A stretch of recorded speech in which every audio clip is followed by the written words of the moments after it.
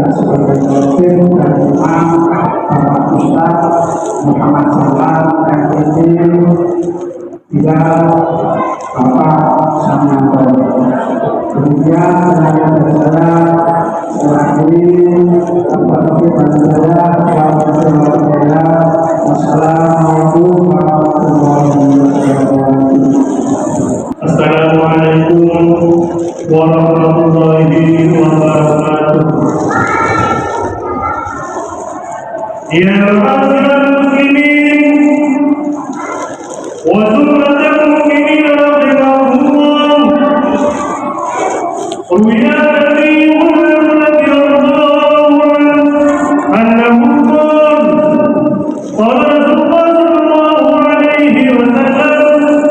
إذا كنت بصاحبك يوم الجمعة أوصٍ والإمام يخطب فقل أوصِتوا واسمعوا وأطيعوا رحمكم الله.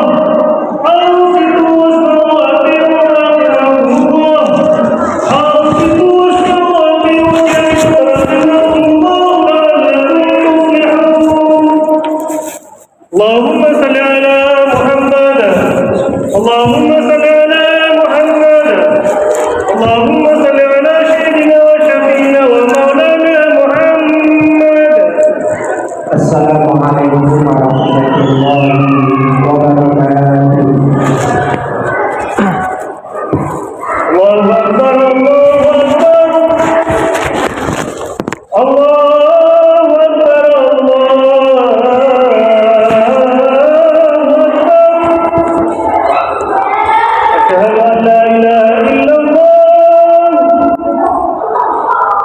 أشهد أن لا إله إلا الله.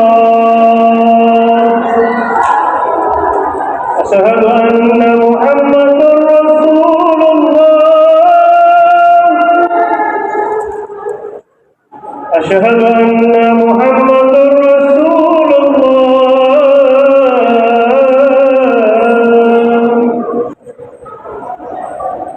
حي على الصلاة. حي على الصلاة.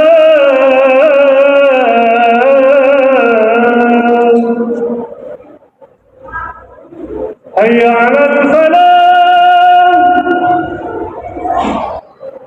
حي على الفلاح.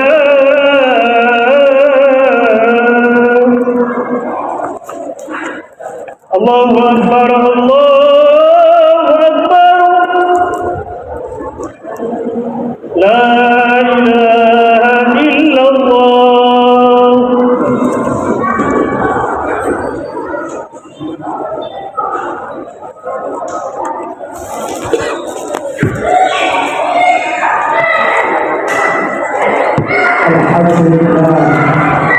Alhamdulillah wa kafa wa usalli wa usallimu ala nabi Mustafa wa ala alihi wa ashabihi ahli sunnah wal wafa.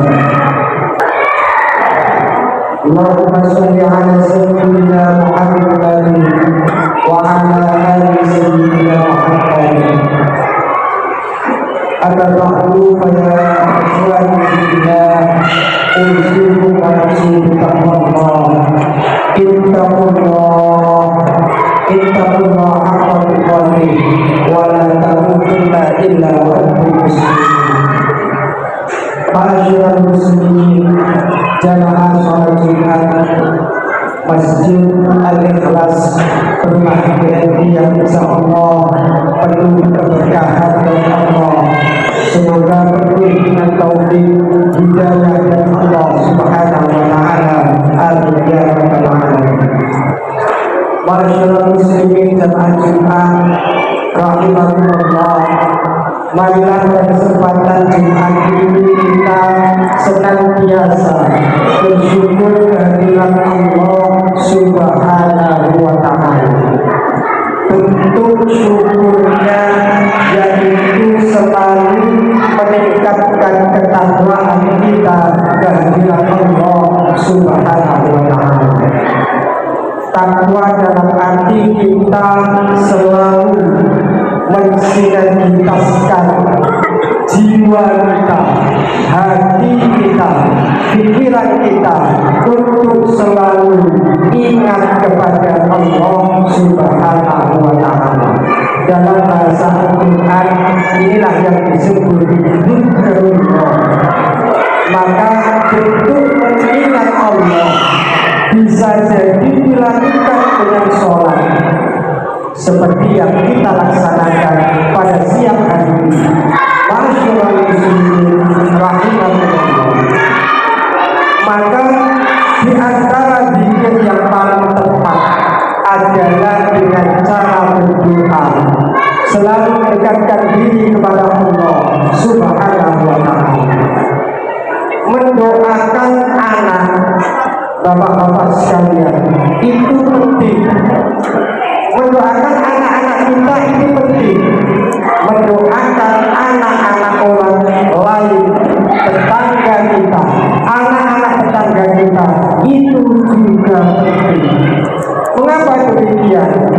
Karena anak-anak kita yang kemudian setiap hari dengan naluri bermain, jika dia bermain dengan anak-anak tetangga kita, yang kemudian sudah kita doakan setiap hari, kemudian anak-anak tetangga kita ini juga baik, akhlaknya baik, karena doa-doa kita yang kita lakukan baik sendiri maupun berkelompok, maka otomatis ini akan menguntungkan kita. Mengapa demikian? Anak-anak kita di dalam circle atau kelompok anak-anak yang baik, maka mendoakan anak orang lain, anak tetangga itu juga tidak kalah penting. Masyaallah muslimin rahimahullah. Maka sahabat Ali karamallahu wajhahu dalam dunia parentingnya mengatakan bahwa anak-anak kita tumbuh kembang itu karena ada 3 faktor. Faktor yang pertama adalah lingkungan, seperti yang saya gambarkan di awal. Ketika anak-anak kita berkumpul dengan anak-anak tetangga kita, dan anak-anak tetangga kita anak-anak yang baik, maka otomatis anak-anak kita akan menjadi baik. Ini yang pertama, yaitu lingkungan yang mempengaruhi. Kemudian yang kedua adalah keturunan, atau dalam bahasa kerennya nasab. Artinya apa? Ketika keturunan ke atasnya itu baik, maka kemudian anak-anaknya pun akan menjadi baik. Itu di antara faktor yang mempengaruhi.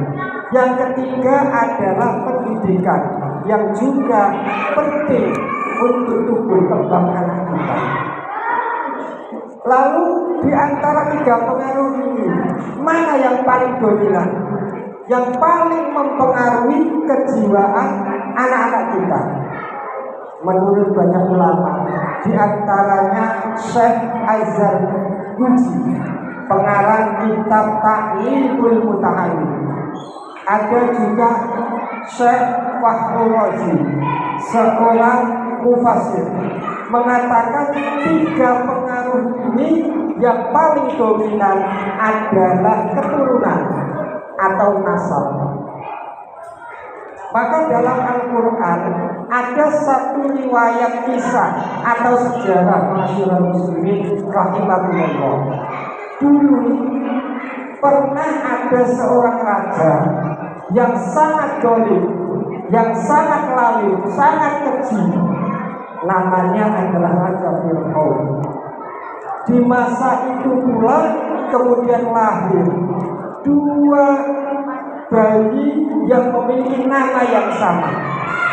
Jadi masa pemerintahan Fir'aun itu ada lahir 2 bayi, namanya sama, yaitu yang pertama Musa bin Imran, yaitu yang kemudian menjadi nabi.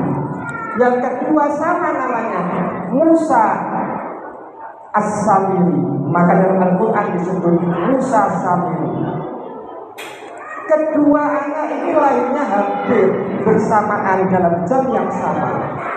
Kemudian dalam kelanjutan perkembangannya, Musa ibnu Imran yang kemudian menjadi Musa ini dihanyuti oleh orang tuanya, terutama ibunya, itu kemudian ditaruh di satu tempat, kemudian ditaruh di sungai, sehingga Musa ini ikut arusnya sungai, lalu ditemukan oleh pembantunya Fir'aun, lalu ditawarkan kepada Fir'aun, kemudian dirawat di tengah-tengah lingkungan yang sangat dolim. Ini Fir'aun bin Imran. Lalu Musa bin Imran. Lalu ada Musa yang kedua adalah Musa Samiri. Ketika lahir langsung dipegang oleh malaikat Jibril, lalu ditaruh di tengah hutan, dirawat oleh beberapa malaikat. Sirkelnya sirkel yang baik, kelompok baik, karena perawatnya adalah malaikat. Yang mana malaikat ini kita tahu sifat-sifatnya. Sedangkan Musa yang satunya di tengah-tengah lingkungan yang sangat dolim, yaitu Fir'aun. Tapi mengapa kemudian Allah menjadikan Musa bin Imran ini seorang nabi, padahal di tengah lingkungan yang kurang baik? Sedangkan Musa Samiri ini kemudian menjadi musuh Allah, bahkan menjadi musuhnya Nabi Musa bin Imran. Bahkan dalam satu buku ada satu judul, Dajjal akan muncul dari segitiga berbeda. Mungkin bapak-bapak pernah membaca, di antara tokoh yang menjadi Dajjal di situ adalah Musa As-Samiri. Ini adalah penelitian dari barat. Maka kembali pada cerita yang tadi, mengapa ini bisa terjadi, ma'asyiral muslimin rahimahullah? Ternyata nasab Nabi Musa ke atas bin Imran sampai ke atasnya itu adalah orang baik-baik, orang-orang soleh. Sedangkan Musa Samiri ini nasab ke atasnya adalah nasab-nasab yang kurang baik, sehingga berpengaruh pada anak tersebut, padahal di tengah lingkungan yang baik. Maka benar Syekh Al-Zarnuji mengatakan bahwa dominasi pengaruh nasab itu juga tak kalah tinggi dari pengaruh yang lain. Ma'asyiral muslimin rahimahullah. Maka pendidikan itu sangat penting untuk anak keturunan kita, karena pendidikan ini juga berpengaruh.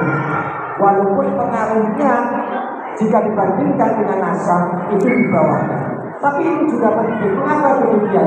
Karena pendidikan inilah yang kemudian menjadikan anak-anak kita akhlaknya terjaga. Karena asyarafu ada lagi nasab. Kalau kemuliaan itu disebabkan oleh adab, bukan hanya disebabkan oleh nasab. Sedangkan derajat itu bisa disebabkan oleh nasab seseorang. Ma'asyiral muslimin rahimahullah. Maka kemudian pertanggungjawaban mendidik anak ini adalah murni orang tua.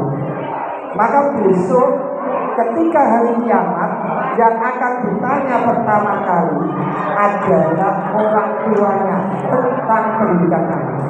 Adapun ustaz, kiai ataupun guru, ini sifatnya adalah membantu. Maka diusahakan seandainya tidak bisa mendidik anak, itu minimal bacaan Fatihah itu yang ngajari bapak ibunya. Mengapa? Karena dari Fatihah ini yang sering akan dibaca oleh anak, maka pahalanya akan juga mengalir pada orang tua, karena yang ngajari orang tua Fatihah. Bayangkan ketika anak itu Fatihah diajari orang lain, orang tuanya sibuk ngalor ngidulnya luar, lali pendidikan anaknya, sehingga Fatihah saja tidak mampu mengajarkan. Ini naudzubillah. Bayangkan setiap hari berapa kali anak baca Fatihah? dalam sholat aja 5 kali. Nah 5 kali setiap sholat ada yang 4, bisa jadi 1 hari 1 malam. Itu 17 rakaat, berarti 17 kali bacaan Fatihah. Karena Fatihah masuk rukun sholat. Itu baru sholat wajib, belum lagi sholat-sholat sunnah yang dilakukan oleh anak-anak kita. Maka inilah investasi bagi kita untuk mengajari minimal Fatihah dari anak-anak kita. Ma'asyiral muslimin rahimakumullah. Maka ketika seseorang itu mendahulukan pendidikannya, terutama pendidikan agama, Allah akan mengangkat derajatnya. Sebagaimana dalam firman Allah, yarfa'illahu alladziina aamanu minkum walladziina utul ilma darajat. Allah akan mengangkat beberapa orang, di antara mereka adalah amanu, mereka yang beriman.